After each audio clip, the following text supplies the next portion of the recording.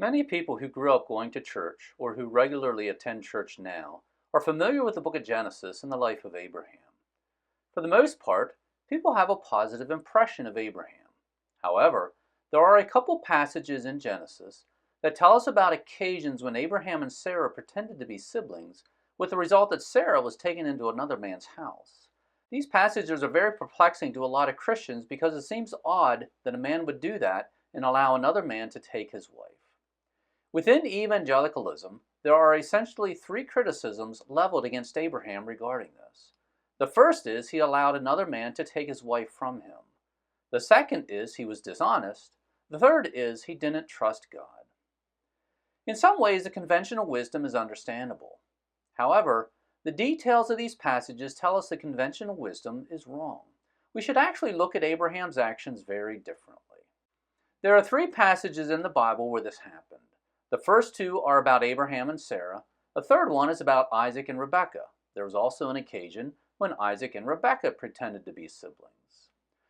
Let's look at these three passages and see what the Bible says. As we go along, I'll explain how we can think about these occasions in a way that is not so perplexing. The first passage is Genesis 12.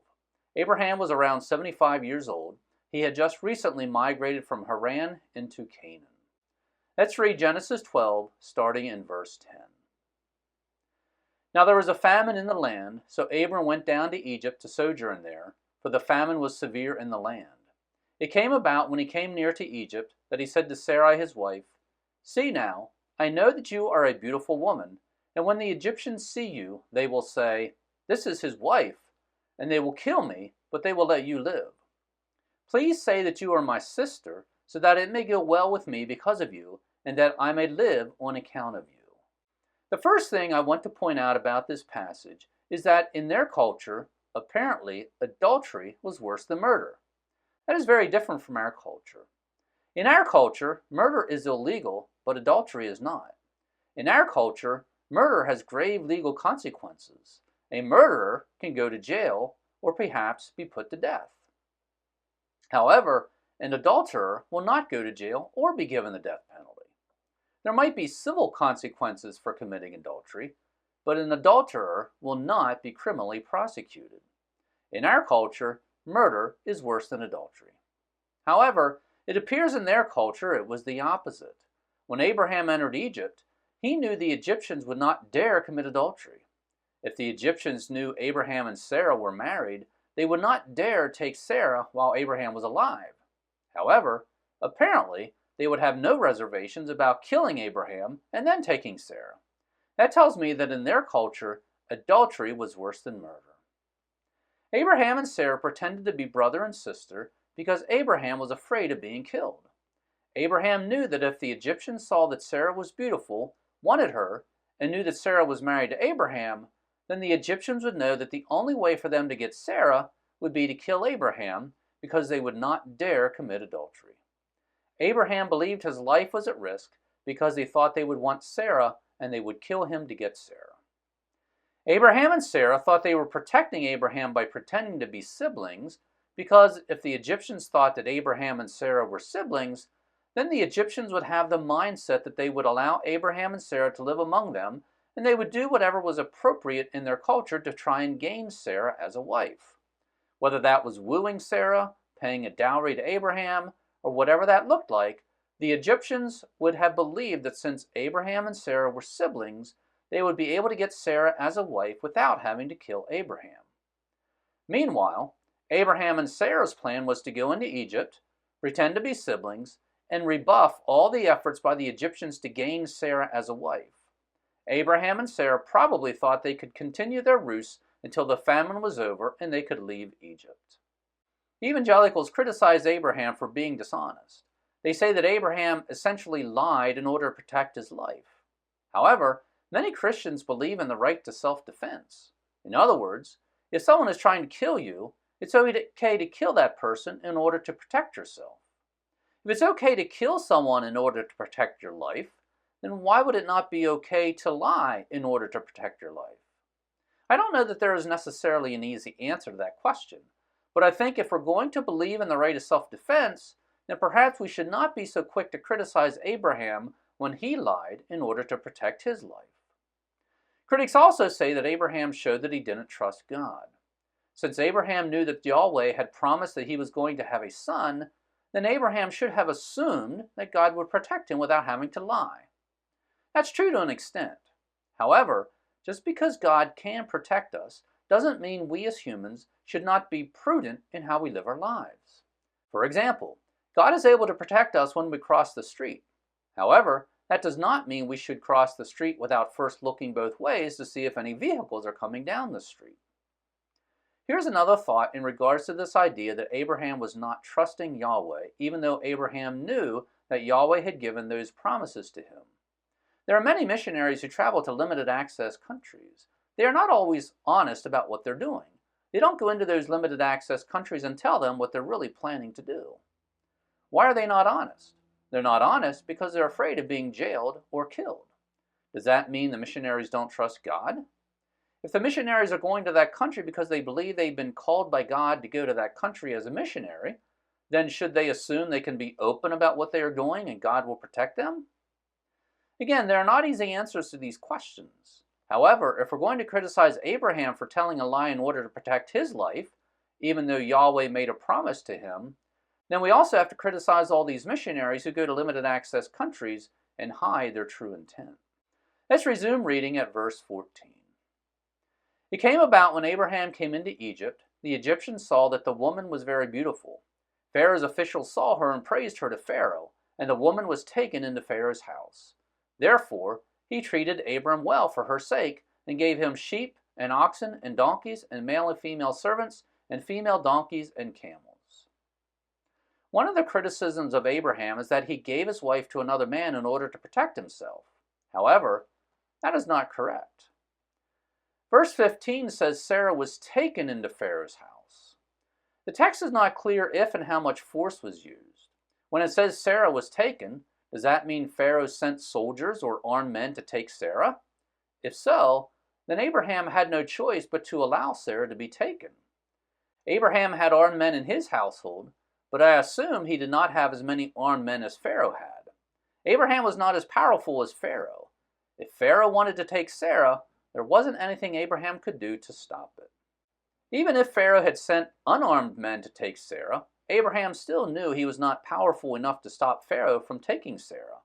Abraham would have known that Pharaoh could send armed men if Abraham refused to let the unarmed men take Sarah. Some people might argue that at that point, Abraham should have said that Sarah was his wife in order to protect her. However, Abraham was afraid of being killed. When Pharaoh's men showed up to take Sarah, Abraham's choice was not to allow Sarah to be taken or to reveal that she was his wife and prevent Sarah from being taken. Instead, his choice was to let Sarah be taken or to admit that Sarah was his wife and then be killed, and Sarah would be taken anyway. Abraham did not have any choice. He had to allow Sarah to be taken. Having said all that, let's go back to this idea that Abraham gave his wife to another man in order to protect himself. In other words, he sacrificed Sarah's well-being in order to protect his own well-being. That criticism is based on the belief that it is wrong for a male to put a female at risk in order to protect himself. However, the reality is our culture does this a lot. We have female police officers and female soldiers. When females serve in combat or as police officers, they're putting their lives on the line in order to protect males. Suppose a 50-year-old male homeowner arrives home and suspects there is an intruder in his house. He knows he might get killed if he confronts the intruder, so he calls the police, because that's what the police are for. They're trained to deal with those situations. Now suppose a 30-year-old female police officer shows up at the house of this 50-year-old male. At that point, the 30-year-old female police officer is supposed to enter the house and take the risk of being killed by the intruder in order to clear the house and protect the life of the 50-year-old man. That's not much different than Abraham sacrificing Sarah's well-being in order to protect his own life, if indeed that was what Abraham did. Let's keep reading at verse 17. But the Lord struck Pharaoh and his house with great plagues because of Sarai, Abram's wife. Then Pharaoh called Abram and said, "What is this you have done to me? Why did you not tell me that she was your wife? Why did you say, 'She is my sister,' so that I took her for my wife. Now then, here's your wife, take her and go. Pharaoh commanded his men concerning him, and they escorted him away with his wife and all that belonged to him. So Abram went up from Egypt to the Negev, he and his wife, and all that belonged to him, and Lot with him. Yahweh intervened and protected Sarah. Some people might think that since Pharaoh did not kill Abraham at that point, that Abraham's fear of being killed was wrong. However, Yahweh had struck Pharaoh, so Pharaoh was afraid. Just because Pharaoh did not kill Abraham at that point doesn't mean Pharaoh would not have killed Abraham before Yahweh struck Pharaoh. Let's go to the second passage. This was about 24 years later. Abraham was now 99 years old. Let's read Genesis chapter 20, starting at verse 1. Now Abraham journeyed from there toward the land of the Negev, and settled between Kadesh and Shur. Then he sojourned in Gerar. Abraham said of Sarai his wife, "She is my sister." So Abimelech, king of Gerar, sent and took Sarah. This is similar to when Abraham entered Egypt. Abraham and Sarah pretended to be siblings. Notice that Abimelech, the king of Gerar, took Sarah. Abraham had armed men, but they probably would have been outnumbered by the armed men of Abimelech. Abraham had no choice but to allow Sarah to be taken. Let's resume reading at verse 3. Genesis 20, verse 3. But God came to Abimelech in a dream of the night and said to him, "Behold, you are a dead man because of the woman whom you have taken, for she is married." Now Abimelech had not come near her, and he said, "Lord, will you slay a nation, even though blameless? Did he not himself say to me, 'She is my sister,' and she herself said, 'He is my brother'? In the integrity of my heart and the innocence of my hands I have done this." Then God said to him in the dream, "Yes, I know that in the integrity of your heart you have done this, and I also kept you from sinning against me. Therefore I did not let you touch her. Now therefore, restore the man's wife, for he is a prophet, and he will pray for you, and you will live. But if you do not restore her, know that you shall surely die, you and all who are yours." Yahweh intervened and protected Sarah. Verse 4 tells us Abimelech had not come near Sarah. Verse 6 tells us Yahweh kept Abimelech away from Sarah. As I said, the conventional wisdom criticizes Abraham for what he did. But what jumps out at me here in this passage is that Yahweh did not criticize Abraham. In fact, Yahweh said Abraham would pray for Abimelech so that Abimelech would live. Genesis 20, verse 8. So Abimelech rose early in the morning and called all his servants and told all these things in their hearing. And the men were greatly frightened. Then Abimelech called Abraham and said to him, "What have you done to us? And how have I sinned against you that you have brought on me and on my kingdom a great sin? You have done to me things that ought not to be done." And Abimelech said to Abraham, "What have you encountered that you have done this thing?" Abraham said, "Because I thought, surely there is no fear of God in this place, and they will kill me because of my wife. Besides, she actually is my sister, the daughter of my father, but not the daughter of my mother, and she became my wife. And it came about when God caused me to wander from my father's house, that I said to her, 'This is the kindness which you will show to me. Everywhere we go, say of me, he is my brother.'" In verse 8, we see the men were frightened. They were frightened because Abimelech had almost committed adultery. In verse 9, Abimelech described this as a great sin. He accused Abraham of doing something that ought not to be done. That was because in their culture, adultery was completely unthinkable. Some people might agree with Abimelech and blame Abraham for doing something that ought not to be done. However, Abimelech was at fault. Abimelech was the one who took someone he was not entitled to take. Just because Abraham said Sarah was his sister did not give Abimelech permission to take Sarah. Now notice verse 13. Abraham said to Sarah, "Everywhere we go, say of me, he is my brother." This tells me that Abraham and Sarah pretending to be siblings is not something that only happened these two times that we see recorded in Genesis. This is something they did frequently. I assume that most of the time their ruse worked. They went into an area, they pretended to be siblings, and the locals allowed Abraham and Sarah to live among them as siblings. Perhaps some people tried to gain Sarah as a wife, and Abraham and Sarah rebuffed those attempts. Then eventually, Abraham and Sarah moved on. They did that frequently. However, what happened in two places, Egypt and Gerar, is that this ruse did not work and Sarah was taken. This is one reason I believe Abraham did not think he was sacrificing Sarah in order to protect himself when they pretended to be siblings. He expected that he and Sarah would be allowed to live amongst these foreigners as siblings because that plan had worked many times. When he entered Egypt and then Gerar, he assumed it would work again. Let's keep reading at verse 14. Genesis 20, verse 14. Abimelech then took sheep and oxen and male and female servants and gave them to Abraham, and restored his wife Sarah to him. Abimelech said, "Behold, my land is before you, settle wherever you please." To Sarah, he said, "Behold, I have given your brother 1,000 pieces of silver. Behold, it is your vindication before all who are with you, and before all men you are cleared." Abraham prayed to God, and God healed Abimelech and his wife and his maids, so that they bore children.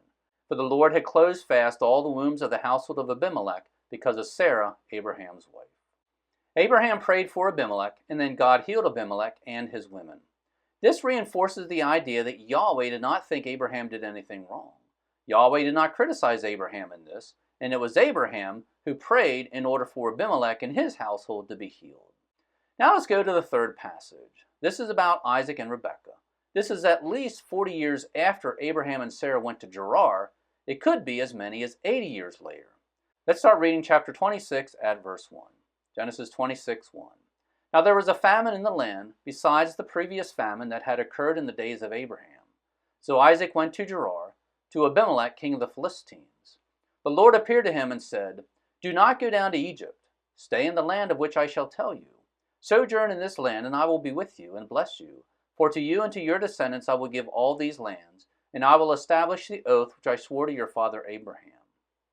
I will multiply your descendants as the stars of heaven, and will give your descendants all these lands, and by your descendants all the nations of the earth shall be blessed, because Abraham obeyed me and kept my charge, my commandments, my statutes, and my laws." So Isaac lived in Gerar. When the men of the place asked about his wife, he said, "She is my sister," for he was afraid to say, "my wife," thinking, "The men of the place might kill me on account of Rebekah, for she is beautiful." It came about when he had been there a long time that Abimelech, king of the Philistines, looked out through a window and saw, and behold, Isaac was caressing his wife Rebekah. Just as Abraham and Sarah had done, Isaac and Rebekah pretended to be siblings. The reason was the same.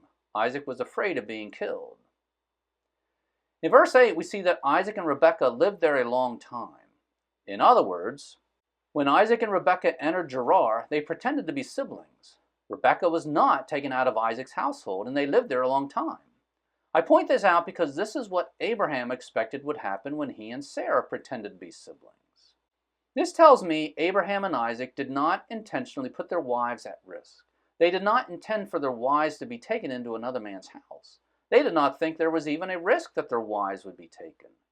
When they and their wives pretended to be siblings, they thought they would be able to live as siblings, rebuff anyone who wanted to marry either Sarah or Rebekah, and then when the famine was over, they would move on. Let's resume reading at verse 9. Then Abimelech called Isaac and said, "Behold, certainly she is your wife. How then did you say, 'She is my sister'?" And Isaac said to him, "Because I said I might die on account of her." Abimelech said, "What is this you have done to us?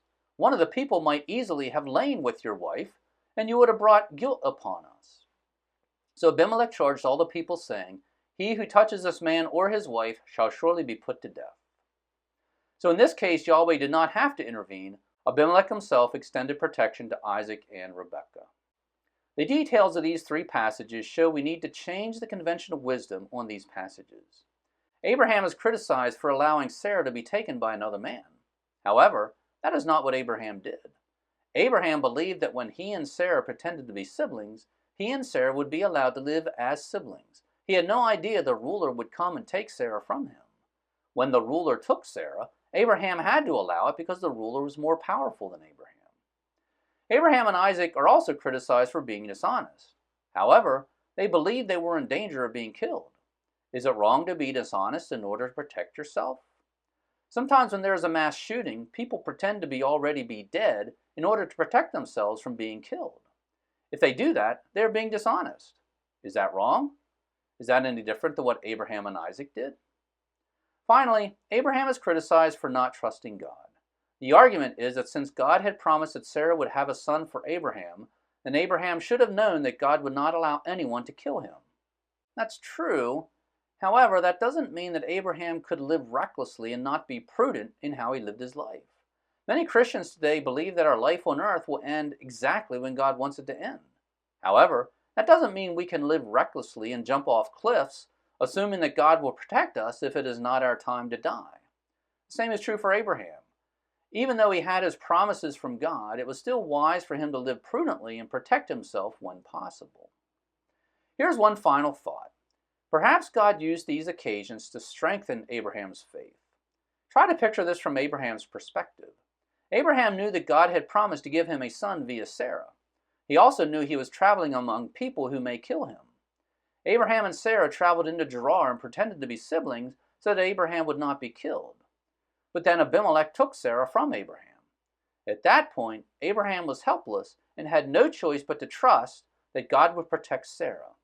Perhaps these stories are in the Bible to remind us that we are not in control of our lives. God is. Thanks for visiting Bible Mountain. If you have already joined my email list, thank you, and please forward this to someone else who would benefit from visiting Bible Mountain.